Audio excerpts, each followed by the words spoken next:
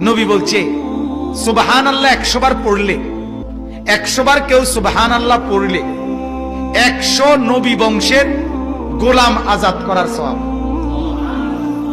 আলহামদুলিল্লাহ 100 বার পড়লে আল্লাহর নবী বলেন 100 ঘোড়া আল্লাহর রাস্তায় যুদ্ধের জন্য দান করার সওয়াব। 100 বার আল্লাহু আকবার পড়লে আল্লাহর নবী বলেন 100 উট হজ্জের মধ্যে আল্লাহর রাস্তায় কোরবানি করার সওয়াব।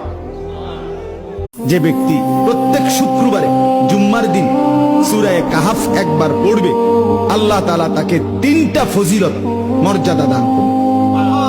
নবীজি সাল্লাল্লাহু আলাইহি সাল্লাম বলছেন, 1 নাম্বার, এই সূরা পুরাটা যে পড়বে শুক্রবার দিন, আল্লাহ তাআলা তার জমিন থেকে মানে তার পায়ের নিচ থেকে 7 আসমান পর্যন্ত তার জন্য পুরাটা জায়গা নূর আলোকিত করে দিবে। 2 নাম্বার, পরবর্তী শুক্রবার পর্যন্ত 8 দিন সে যাবতীয় ফিতনা, যাবতীয় মুসিবত থেকে নিরাপদ থাকবে। 3 নাম্বার, পরবর্তী 8 দিন যদি দাজ্জালও বের হয়, আল্লাহ তাকে দাজ্জালের ফিতনা থেকে রক্ষা করবে। আলহামদুলিল্লাহ, আজকে শুক্রবার, পবিত্র জুমার দিন।